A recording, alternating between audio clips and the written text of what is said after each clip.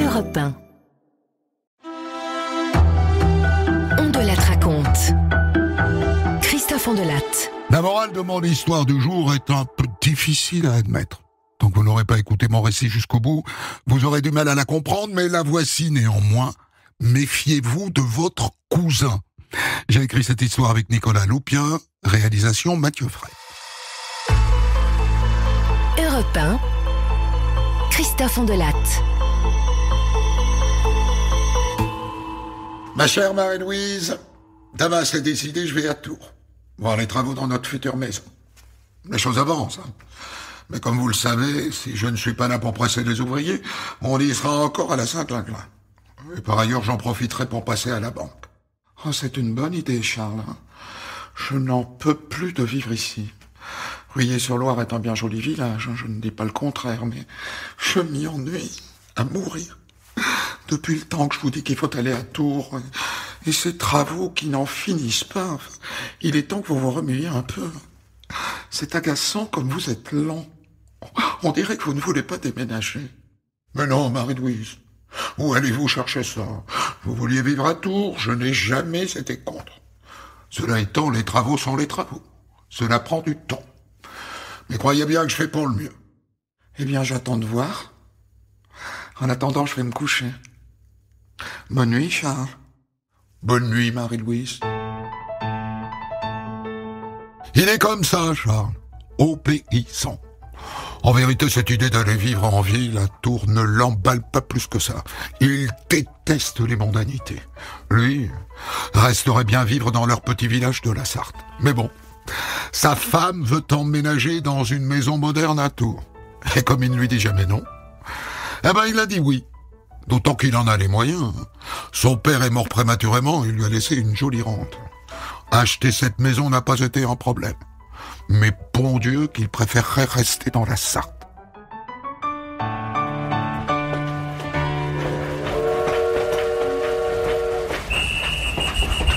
Et donc le lendemain, le 12 juin 1911, Charles Guillotin prend le train pour Tours. Il a prévu de dormir ce soir à l'hôtel et de rentrer demain dans la Sarthe.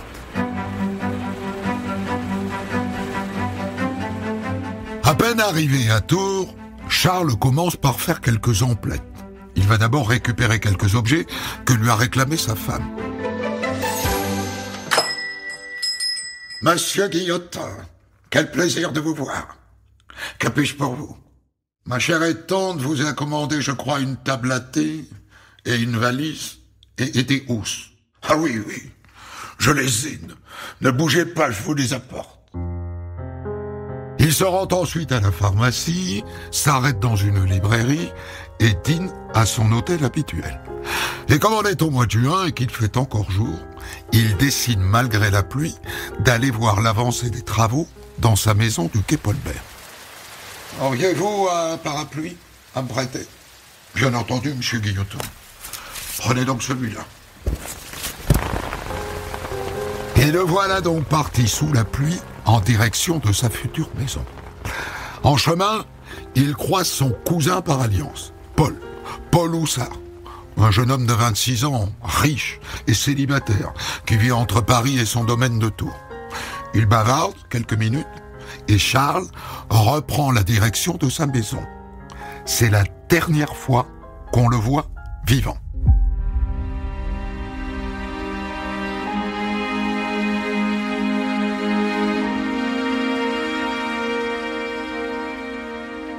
Charles est censé rentrer chez lui le lendemain par le dernier train.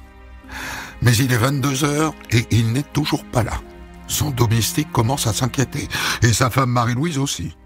Alors elle attend le lendemain matin, et elle finit par envoyer un télégramme à l'un de ses amis à Tours, Monsieur Delrieux.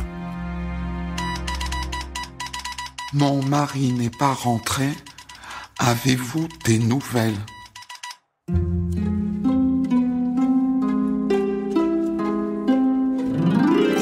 Dès qu'il reçoit le télégramme, l'ami Delrieux se rend au 12 quai Paulbert, où se trouve la maison en chantier. Les ouvriers sont là, en plein travail. Dites, mon brave, vous avez vu monsieur Guillotin? Non, Personne ne l'a vu depuis la veille. Alors il entre dans la maison, il va vers la chambre du guillotin, il frappe. « Charles ? Charles, tu es là ?» Pas de réponse. Il tente d'ouvrir, la porte est verrouillée de l'intérieur. Il se dit, je vais la forcer, et puis... Non, il n'ose pas, et il s'en va. Jusqu'à ce qu'en tout début d'après-midi, l'un des ouvriers sent une odeur de charole. Alors il prend une échelle, il la place sous la fenêtre, il grimpe, il regarde à travers la vitre poussiéreuse, et il voit une silhouette étendue sur le sol.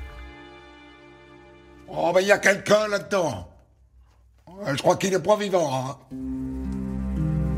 Moins d'une heure plus tard, arrive un juge d'instruction, le procureur et des policiers. Ils enfoncent la porte de la chambre. Et ils découvrent le corps de Charles Guillotin allongé sur le sol entre le lit et la cheminée. Il porte encore son pardessus. Il n'y a aucune trace de lui. Il a été tué par balle. Regarde. Une balle ici dans la tempe gauche, et puis une autre ici dans la nuque. À mon avis, il a été tué à bout portant. Regarde, la peau est brunée. Oui, et il n'y a pas que ça. Son pantalon est lacéré au niveau de l'entrejambe. Et l'une des poches est retournée, la doublure coupée au couteau.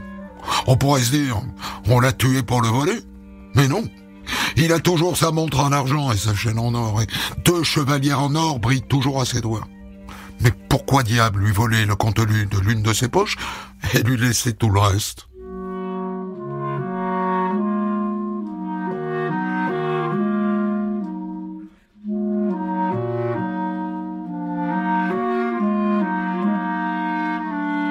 La maison du quai Paulbert est placée sous scellé.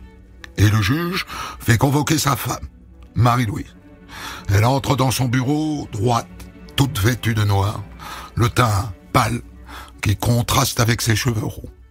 « Madame, votre mari a-t-il mentionné un rendez-vous, une visite particulière qu'il devait faire à Tours ?»« Non. Il devait juste aller voir les travaux de la maison, faire quelques courses et voir notre ami, Monsieur Delrieux. »« Votre mari avait-il des ennemis ?»« Oh non, non. Charles était un homme tranquille et il n'a jamais fait de tort à personne. » Le juge convoque ensuite Paul Houssard, le cousin par alliance qu'il a croisé le soir où il a été tué.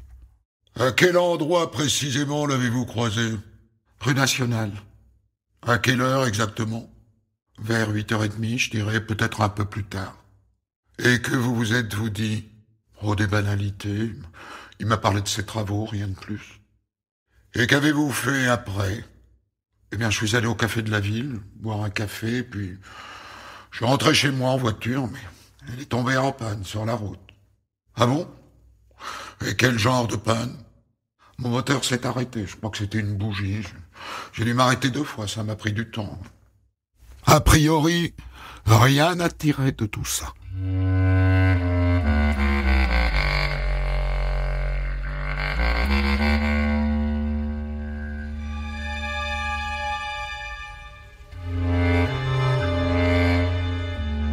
L'autopsie a lieu 4 jours après le crime à l'hôpital de Tours. Le corps est là, posé sur une table en métal, encore vêtu de son pardessus. Le docteur commence par décrire à haute voix le cadavre de l'extérieur, tandis qu'un greffier note chacun de ses mots. Alors, le cadavre est celui d'un homme en bonne santé apparente, point. Taille de point 1,76 m. Poids de point environ 80 kilos. Le corps est rigide, virgule, la rigidité cadavérique est complète, point. La mort remonte à environ 36 heures, point. Le visage est livide, virgule, décomposé, point. Des traces de sang séché maculent la tempe gauche et l'arrière du crâne, point. Les yeux sont entrouverts, point. La langue est légèrement avancée, signe probable d'une mort rapide. Point. Pas de traces de lutte apparente. Point. Et puis, il se penche sur l'étrange déchirure à l'entrejambe. Notez, le pantalon est lacéré, virgule, la poche retournée, point. La coupure est nette, virgule, faite avec une lame tranchante, point. La doublure de la poche est coupée en deux, point. Monsieur le juge, nous n'avons pas affaire à une simple agression. Celui qui a fait ça cherchait quelque chose de bien précis. Et puis, il se met à examiner les plaies. Elles sont toutes les deux brûlées sur les bords. Et donc il en conclut que Charles Guillotin a été tué à bout portant. Pouvez-vous me passer une pince, s'il vous plaît? Je vous remercie. L'une des balles est restée à l'intérieur du crâne, je vais essayer de la retirer. Voilà, c'est fait. Voici la balle, messieurs. Calibre 7,63, me semble-t-il. Probablement une arme de type Browning. Et ensuite, avec une scie et des pinces, il se met à ouvrir la cage thoracique.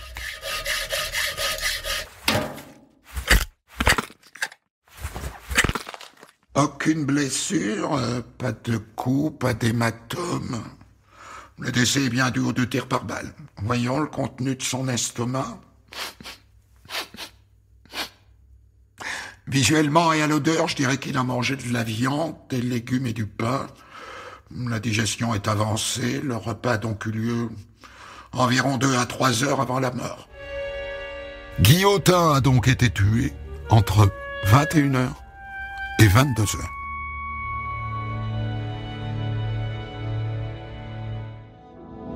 Dans la foulée, le juge convoque Madame Delrieux, la femme du meilleur ami. Madame, on sait que votre mari a vu Monsieur Guillotin le jour de sa mort. Et vous? L'avez-vous vu? Oh non. Mais j'ai croisé Paul Houssard ce soir-là, tout près de chez nous. Ah bon? Et quelle heure était-il? Je dirais 9h moins le quart. Avez-vous quelque chose à signaler concernant cette rencontre? Oui, disons qu'il avait l'air préoccupé. Mais il n'était pas comme d'habitude. Préoccupé? Mais pourquoi diable?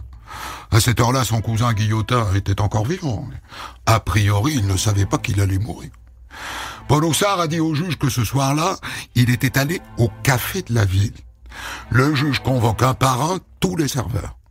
Vous souvenez-vous avoir vu Monsieur Houssard ce lundi soir? Ah non, monsieur le juge. J'ai pas vu ce monsieur ce soir-là. Vous en êtes sûr? Je sers souvent dehors, mais s'il était là, je l'aurais vu. Un autre serveur est un peu plus hésitant. Je me souviens d'un client qui fumait une cigarette sur la terrasse, mais je peux pas vous dire si c'était lui. Est-ce que vous pourriez le décrire? Je sais qu'il portait une casquette, mais j'avoue que c'est flou. À ce stade, disons que le cousin Houssard entre dans le viseur du juge. Parce que Madame Delrieux l'a trouvé tendu et préoccupé le soir du crime, et parce qu'il dit être allé au café où possiblement il n'a pas mis les pieds. Et donc dans la foulée, le juge ordonne une expertise de sa voiture, qu'il confie à un mécanicien réputé de Tours. Vous vous souvenez que Paul Houssard a dit que ce soir-là, il était tombé 2 fois en panne. Un problème de bougie. La voiture en question est une 2 Dion Bouton type AM. Un modèle de 1908, très élégant, en général réservé aux bourgeois fortunés. Le mécanicien soulève le capot. Alors, on a fait un moteur à 2 cylindres, refroidissement par eau et allumage par magnéto. Les courroies sont en bon état, le carburateur est propre, le moteur ne montre aucune trace d'usure excessive. Vous pouvez le mettre en marche, s'il vous plaît? La manivelle, là, oui.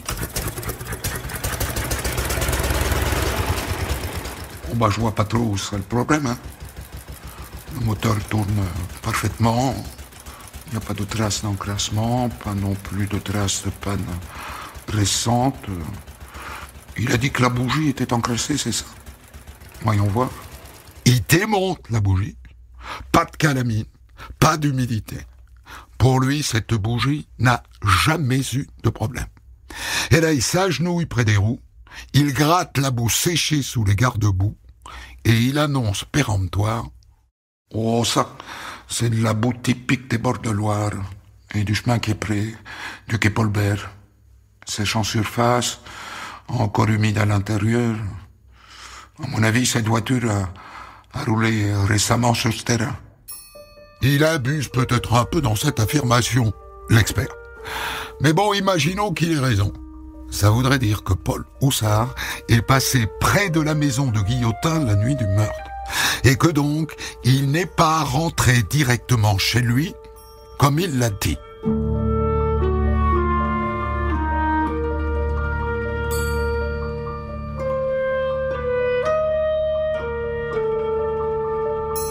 Le juge qui dirige l'enquête est un adepte des expertises techniques.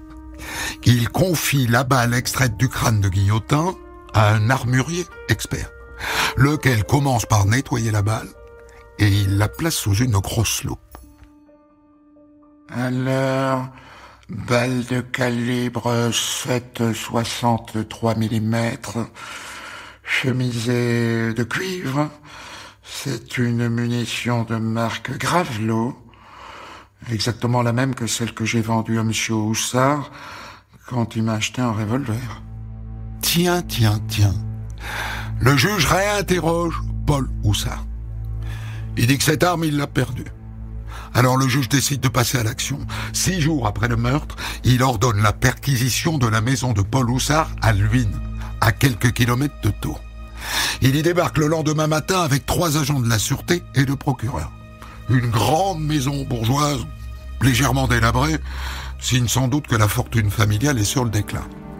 Il toque à la porte d'entrée et Paul Houssard apparaît, blême, en chemise et pantalon froissés. « Bonjour, monsieur Houssard. »« Bonjour, monsieur le juge. »« Et que faites-vous ici ?»« Perquisition, monsieur Houssard, perquisition. Vous n'avez rien à cacher, n'est-ce pas ?» Et c'est dans son bureau que les policiers trouvent les premiers éléments intrigants. « Monsieur Houssard, avez-vous la clé de ce tiroir ?»« Oui, je l'ai sur moi, tenez, la voici. » À l'intérieur apparaît une liasse de lettres soigneusement pliées. Le juge les feuillette. Ce sont des lettres codées, mais l'une d'entre elles est partiellement décodée. « Tu sais que je n'appartiens qu'à toi. Il n'a plus d'importance. Dès qu'il ne sera plus là, nous serons libres. » Il n'a plus d'importance. Et si c'était de Guillotin que parle cette lettre? À ce moment-là, l'un des agents appelle depuis la cave. « Monsieur le juge, venez-moi !» La cave a été transformée en stand de tir. Et dans la porte, 3 balles sont fichées dans le bois. Si ce sont les mêmes balles que celles qui ont tué Guillotin, le cousin est cuit. Et bien cuit.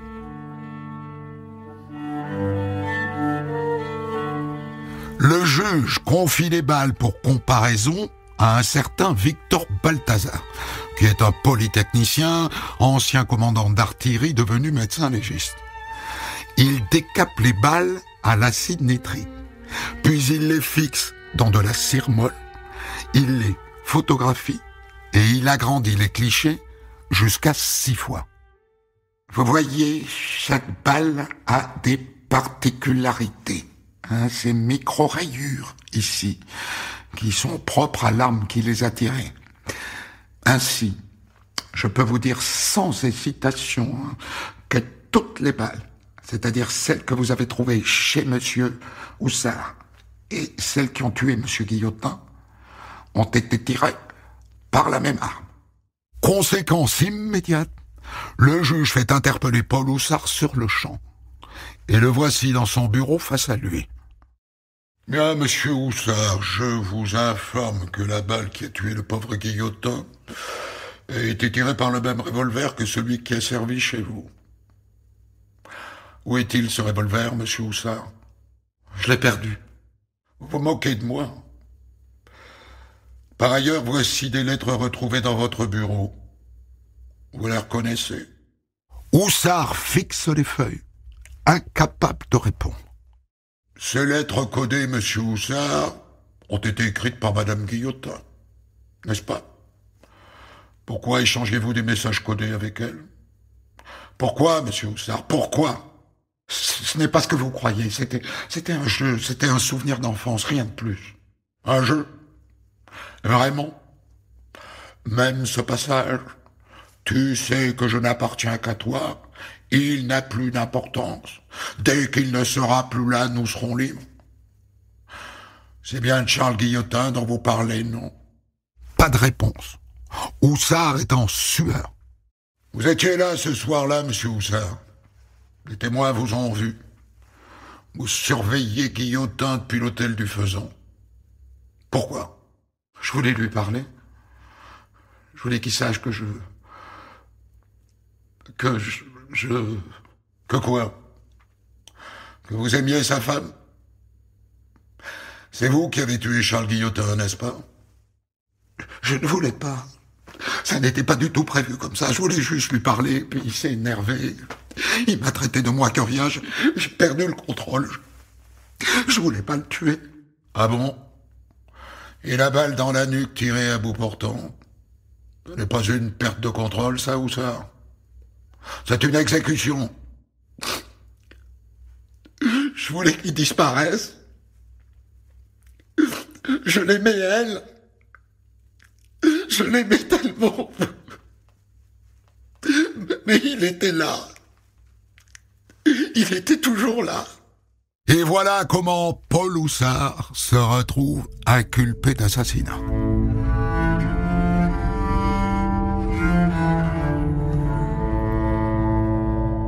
Dans la foulée, le juge fait venir Marie-Louise Guillotin dans son bureau pour lui annoncer la nouvelle. Elle reste de marbre. Madame, monsieur Houssard est passé aux aveux. Il a admis qu'il était présent sur les lieux du crime. Il dit que c'était un accident, mais une balle tirée dans la nuque, ce n'est jamais un accident. Vous en conviendrez. Ah bon? Je ne savais rien. Je ne comprends pas pourquoi il a fait ça. Vous entreteniez une correspondance codée avec lui, n'est-ce pas? Vous disiez vouloir être libre dans l'une des lettres. Que voulait dire ce mot pour vous?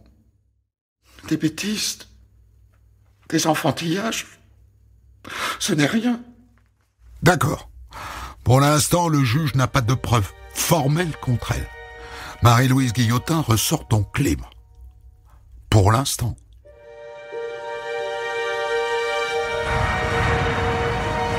Pendant ce temps, Paul Houssard est enfermé dans une cellule humide de la prison de Tours. Il ne parle plus à personne. Il passe ses journées à fixer le mur, le visage blême et l'œil creux. Il a demandé à voir madame Guillotin au parloir, mais elle a refusé. Et pourtant, il s'accroche encore à un espoir. L'espoir qu'elle l'aime, l'espoir qu'elle viendra le sauver.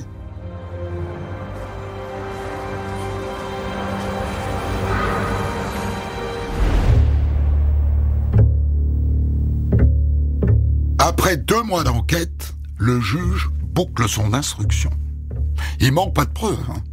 L'alibi démoli par l'expertise automobile, les lettres codées qui révèlent une relation pour le moins ambiguë, les balles de calibre 7,63 identiques à celles de son revolver soi-disant perdu, et la boue sur les roues.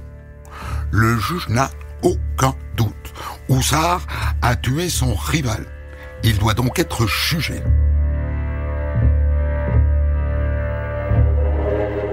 En revanche, elle, Marie-Louise Guillotin, échappe à toute poursuite. Malgré les lettres et les rumeurs, le juge n'a pas de preuves formelles contre elle. Et donc elle est libre, mais salie à jamais par le scandale. Le procès s'ouvre 5 mois après le meurtre, le 6 novembre 1911, devant la cour d'assises d'Indre-et-Loire. Dès l'aube, la foule envahit la place devant le tribunal. Attention! Laissez-le libre. C'est la veuve qui est coupable. Paul Houssard entre dans le box, menotté. Il a beaucoup maigri. Son visage est creusé. Le procureur attaque d'entrée. Messieurs, ça n'est pas un crime de passion que vous allez juger. C'est un assassinat prémédité, froid, calculé. Le deuxième jour, la veuve, Marie-Louise Guillotin, est appelée à la barre. C'est le moment, évidemment, que tout le monde attend. Elle entre, toute vêtue de noir, avec une voilette légère sur le visage. Et elle va s'asseoir face au juge. Dans le box, Paul Houssard tremble et il la fixe avec des yeux brûlants d'espoir. Madame Guillotin, quel était votre lien avec l'accusé Paul Houssard? Eh bien, c'est mon cousin. Il est comme un frère pour moi. Un frère? Pourtant, nous avons trouvé des lettres codées entre vous deux, des lettres où vous lui écrivez « Nous serons enfin libres ». Que voulez-vous dire par libre? C'était une façon de parler, un jeu. Nous échangions des lettres codées depuis l'enfance. Ce n'était rien de sérieux. Et là, dans le box, Paul Houssard se met à crier. « Dis-lui, Marie-Louise, dis-leur la vérité. Tu me l'as promis. Tu m'as dit qu'on serait ensemble quand il serait plus là. » Marie-Louise reste impassible. Madame Guillotin, Monsieur Houssard affirme que vous l'avez encouragé, que vous l'aimiez, que vous vouliez voir votre mari mort. Que répondez-vous? Je n'ai jamais demandé à Paul de tuer mon mari, jamais. Dans le box, Paul Houssard s'écroule sur la barre.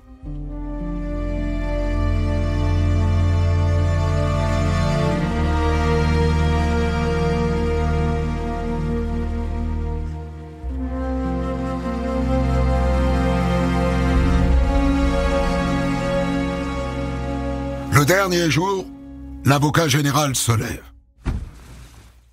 Ça n'est pas un crime passionnel. C'est un assassinat préparé. Il lui a tiré une première balle dans la tête, puis une deuxième balle dans la nuque, à bout portant. Une exécution froide. Paul Houssard n'est pas une victime. C'est un assassin. Maître Henri Robert, l'avocat de Paul Houssard, se lève à son tour. Paul Houssard n'est pas un criminel endurci. C'est un homme qui a aimé, trop aimé. Mais enfin, qui, ici, n'a jamais aimé au point de perdre la raison? Qui, ici, peut dire qu'il n'aurait pas tout sacrifié pour celle qu'il aime? Enfin, regardez-le. Ça n'est pas un monstre. Il mérite votre pitié, pas votre haine. Je ne vous demande pas de l'absoudre. Je vous demande de ne pas l'enterrer vivant. Il mérite une seconde chance. Après 4 heures de délibération, une clochette annonce l'imminence du verdict. Paul Houssard est assis dans le box, blême, la tête basse. Marie-Louise Guillotin, elle, se tient droite sur un banc comme sculptée dans de la pierre. Le greffier lit le verdict. Paul Houssard, vous êtes reconnu coupable d'homicide volontaire avec préméditation et condamné à 20 années de travaux forcés. Et là, d'un coup, Houssard s'effondre. Il ne proteste même pas. Il pleure. Marie-Louise Guillotin, elle, sort du tribunal sous les cris de la foule. C'est peu dire que les gens ne l'aiment pas. Oh la diablesse! C'est elle la coupable! Elle l'a manipulée! Elle ne bronche pas. Elle monte dans une voiture noire et elle disparaît.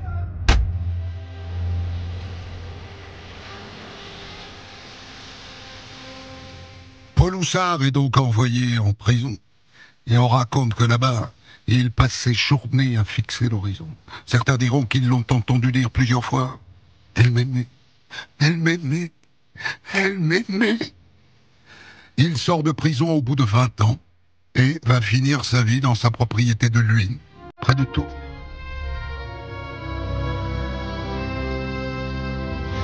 Et Marie-Louise Guillotin, alors, la veuve. Eh bien, elle part vivre à Paris, où on dit qu'elle se serait remariée avec un homme fortuné. Mais d'autres jurent qu'ils l'ont vue à Nice, au bras d'un jeune homme élégant, souriante, comme si rien ne s'était jamais passé. Je vous ai raconté une affaire de 1911 à Tours. Un homme, Charles Guillotin, tué par l'amant de sa femme, Paul Houssard, qui n'est autre que son cousin. Assassinat pour lequel Paul Houssard a été condamné à la réclusion criminelle à perpétuité. Et c'est une histoire que je débriefe avec vous, Philippe Marion. Vous êtes chef de la section physique-chimie au laboratoire de police scientifique de Lille. Et vous êtes l'auteur d'un livre qui évoque entre autres cette histoire, Police scientifique, la véritable histoire des experts, aux éditions du 81. Première question peut-être, Philippe Marion, vous avez fait un doctorat en chimie organique, je crois. À quel moment est-ce que vous vous dites ça va me servir à travailler dans un labo de police scientifique? À aucun moment au départ, mais en fait, je suis relativement âgé, donc ce qui fait qu'à l'époque, les experts, on n'en parlait pas du tout, ni à la télé, ni à la radio.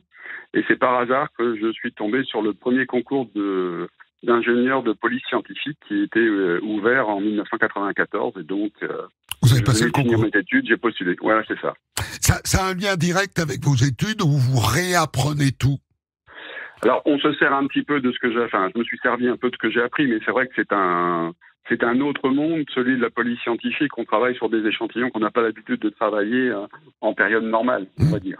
Bon, comme ça, pour information, vous êtes combien au laboratoire de police scientifique de Lille? Il y a combien de personnes qui travaillent sur les crimes? Alors, il y a à peu près 140 personnes qui travaillent sur l'ensemble des disciplines du laboratoire. Sachant qu'il n'y a pas de département, enfin de laboratoire comme ça partout. Non, il n'y en a que 5 en France. Voilà. Donc si on multiplie 140 par 5, en gros, on est un peu plus d'un millier quand même de scientifiques qui travaillent en police scientifique. Alors la police scientifique, je crois qu'à peu près c'est entre 3 et 4 000 personnes sur toute la France, mais il y a les gens de terrain et les gens de laboratoire. Mais dans les laboratoires, il y a à peu près, 850, 900 personnes. Et alors il y a des spécialités, c'est-à-dire que quand on a tel profil d'affaires, on l'envoie plutôt à Lille qu'à Lyon?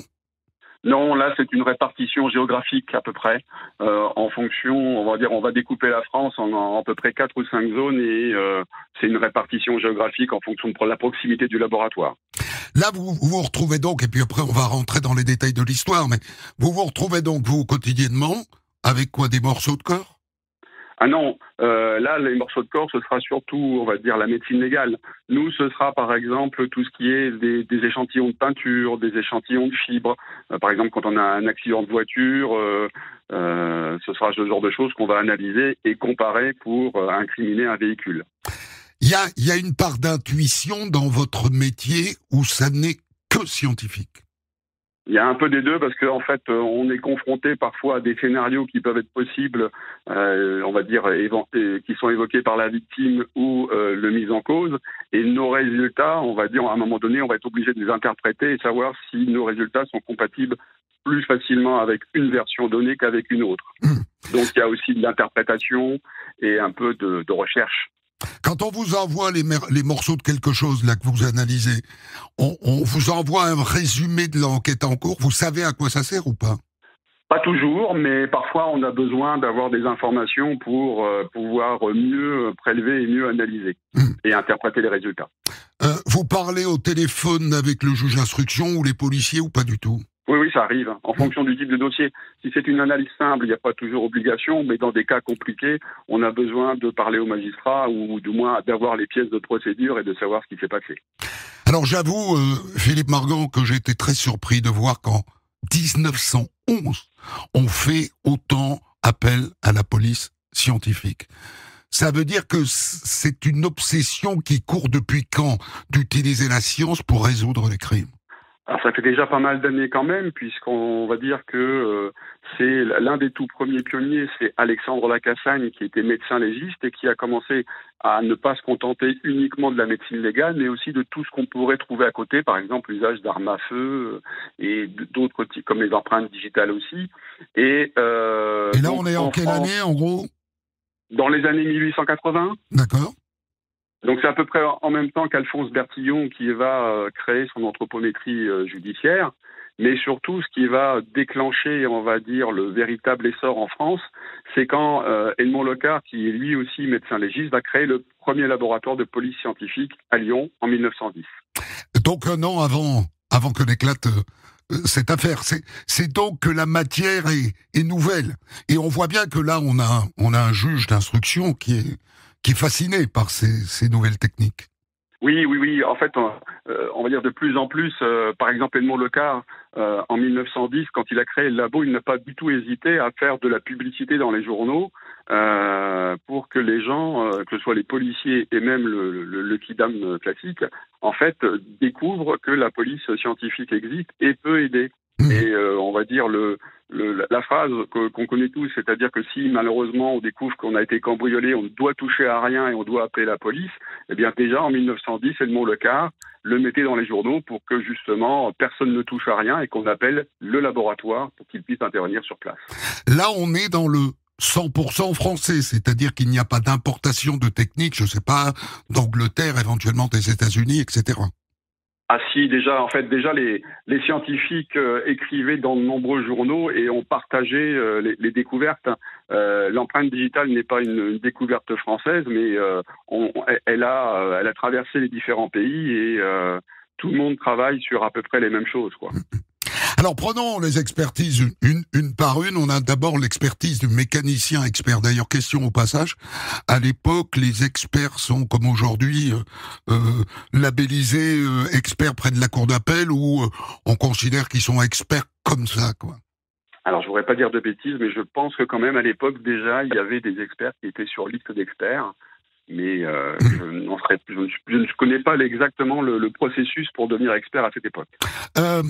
Est-ce qu'honnêtement, en 1911, un expert mécanicien est capable de dire, en se penchant sur un carburateur, cette voiture n'a jamais été en panne? Ça, je suis pas sûr non plus. Je pense que là, en fait, on a fait appel à un spécialiste, on va dire, des véhicules automobiles, et que peut-être il a été un peu plus loin qu'un expert réel sur ce serait allé. Ouais, alors là où il va beaucoup plus loin, moi, j'avoue que je ne le crois pas du tout. À partir du moment où il se penche, il voit de la boue, et il dit, ça, c'est de la boue de bord de Loire, tout près du quai où a eu lieu le crime. C'est strictement impossible à dire en 1911. Eh ben, alors, je dirais non, parce qu'en fait, déjà, à cette époque, il y avait des experts en géologie et qui arrivaient à retracer les parcours de criminels simplement en retrouvant de la boue sous les chaussures du criminel. Mais juste d'après l'histoire, c'est juste en regardant comme ça avec un coup d'œil. Non, ça demande beaucoup plus de travaux. Il faut faire des prélèvements témoins et il faut faire des analyses au microscope pour véritablement vérifier la contenance de chacun des échantillons de terre. Donc à l'œil nu comme ça, j'y crois pas non plus. Ouais. Mais c'était une discipline de l'époque quand même qui existait. Alors maintenant, il faut qu'on parle de ce qui est au cœur de cette enquête, c'est-à-dire la comparaison entre l'une des balles ou les deux balles retrouvées dans le corps de Guillotin et les balles qu'on retrouve chez lui dans cette espèce de stand de tir qu'il a constitué dans sa cave. Et donc on les compare. Et là, le moteur, et ça c'est encore le cas aujourd'hui, ce sont les fines rayures qu'il y a sur les balles. C'est ça. En fait, la plupart des armes ont des canons rayés. Ça sert à faire tourner le projectile sur lui-même et rendre la précision de ce projectile plus importante. Oui. Et donc, en fait, quand on fabrique ces canons rayés, c'est avec des outils. Et les outils, en fabriquant ces rainures, en fait, s'usent et vont laisser des micro-traces d'usure présentes à l'intérieur des canons. C'est ce qu'on va appeler des stigmates de tir. Et donc, qui sont uniques pour chaque arme, quoi. C'est ça. En fait, au fur et à mesure de l'usure, les traces ne sont pas les mêmes d'un canon à un autre et on peut individualiser chaque arme. Même aujourd'hui, où probablement ça n'est plus fait à la main mais à la machine? Même aujourd'hui, on va dire la technique de Balthazar, d'ailleurs c'est lui qui en est l'auteur, puisqu'en 1913, il va écrire un article dans lequel il va démontrer justement ce lien entre un projectile et une arme à feu. Et encore de nos jours, c'est basé sur ses travaux qui ont un peu plus de 100 ans. Et il utilise une technique, moi, qui me fascine à cette époque-là, c'est-à-dire qu'il prend les deux balles en photo et il grossit les photos 6 fois pour voir les détails. Oui.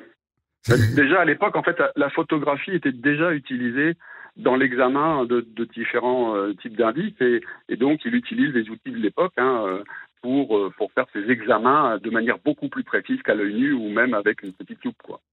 Après, il y a deux petits éléments que je vais évoquer avec vous, même si j'ai bien conscience que c'est pas votre spécialité, mais comme vous travaillez un peu sur l'histoire de l'expertise, le fait qu'on puisse dire ça a été tiré à bout portant, ça tient à la présence d'une auréole autour de l'entrée de balle.